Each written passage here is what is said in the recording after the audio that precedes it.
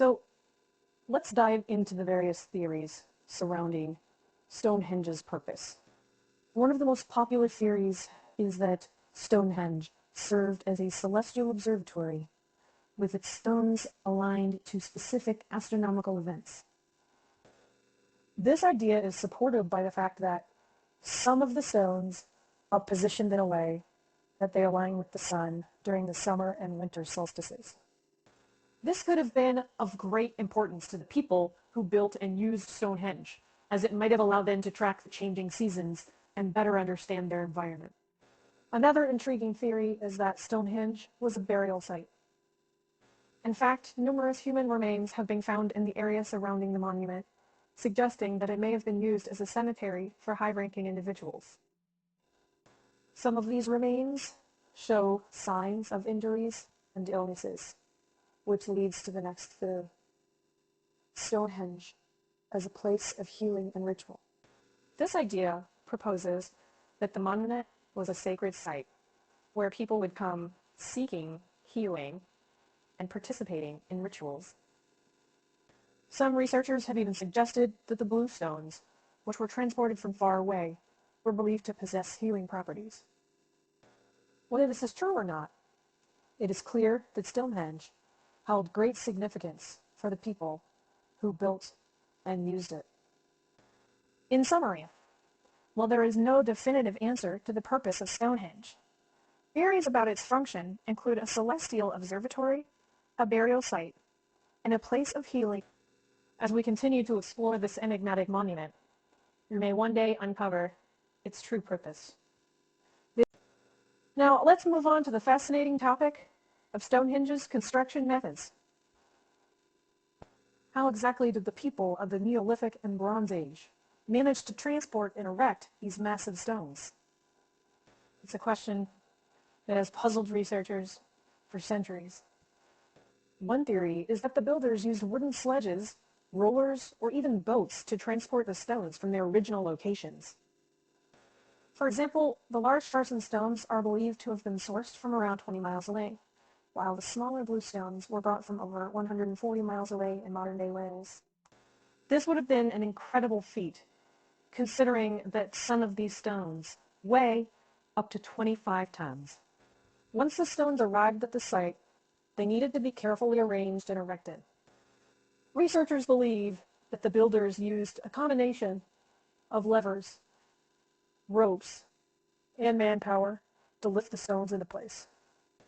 They may have also used earthen ramps or mounds to help with positioning the stones upright. One technique that has been suggested is the use of a stone lever, a hole dug in the ground with a wooden post positioned in it. The stone would be placed on one end of the lever, and the workers would push down on the other end, raising the stone into an upright position. Once the stone was mostly upright, it could be maneuvered into its final position using ropes and brute force. Another interesting aspect of Stonehenge's construction is the intricate way in which some stones are connected. The lintel stones, for example, are fitted onto the upright sarsen stones using a technique called mortise and tenon joints. This woodworking technique was adapted for use with stone, and it demonstrates the builder's advanced understanding of engineering and construction.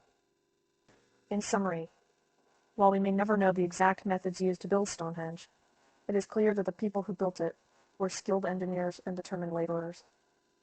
They managed to transport massive stones across great distances and use ingenious techniques to erect and connect them, leaving us with a monument that has fascinated and mystified us for thousands of years. Let's take a closer look at the history and cultural significance of Stonehenge within the context of the Neolithic and Bronze Age societies that built and used the site. To truly appreciate the monument, it's essential to understand the people who created it and the world they lived in. Stonehenge was built in several stages, beginning around 3000 BCE during the Neolithic period. At this time, the first circular earthwork enclosure was constructed, and the site served as a gathering place for various ceremonies and rituals. The Neolithic people were transitioning from a hunter-gatherer lifestyle to a more settled, agricultural way of life.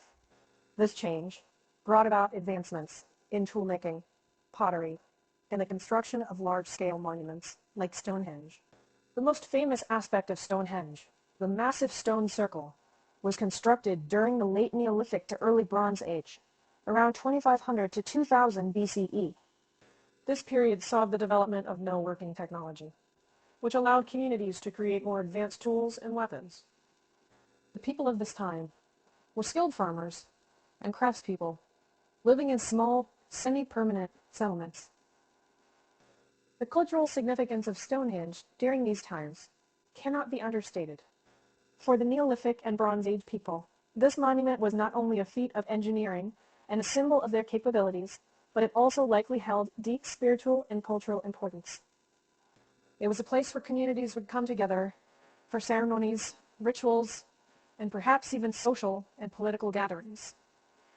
Moreover, the monument's alignment with the solstices suggests that it held astronomical significance for its builders. It's possible that Stonehenge played a role in their understanding of the cosmos, the changing seasons, and the mysteries of life and death. In conclusion, Stonehenge is a testament to the ingenuity and cultural sophistication of the Neolithic and Bronze Age societies that built and used the site. It was a place of great importance, both as a gathering spot for ceremonies and rituals, and as a symbol of their advanced knowledge and skills. As we continue to uncover more about this incredible monument, our appreciation for the people who created it will only grow. Now, let's delve into the astronomical aspects of Stonehenge, specifically its alignment with the solstices and its potential use as an ancient calendar. The monument's connection to the cosmos has long been a subject of fascination, and it is one of the key factors that sets it apart from other prehistoric sites. The most notable astronomical feature of Stonehenge is its alignment with the summer and winter solstices. During the summer solstice, the longest day of the year, the sun rises precisely over the heel stone, which is located outside the main circle. This alignment creates a breathtaking sight as the sun's rays penetrate the monument's center. Similarly, during the winter solstice, the shortest day of the year, the sun sets in line with the central avenue of the monument.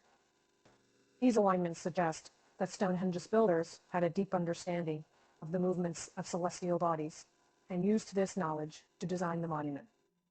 This may have had both practical and symbolic purposes.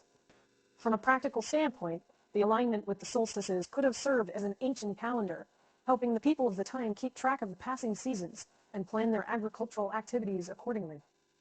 On a symbolic level, the solstice alignments may have held great spiritual significance.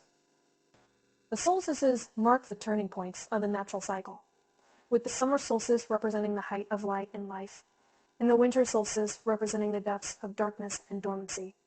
By aligning Stonehenge with these celestial events, its builders may have been attempting to create a sacred space that connected the earthly realm with the cosmos.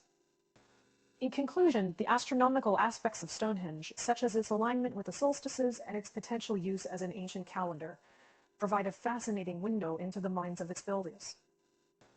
It demonstrates their advanced knowledge of celestial movements and their desire to create a monument that bridged the gap between the heavens and the earth.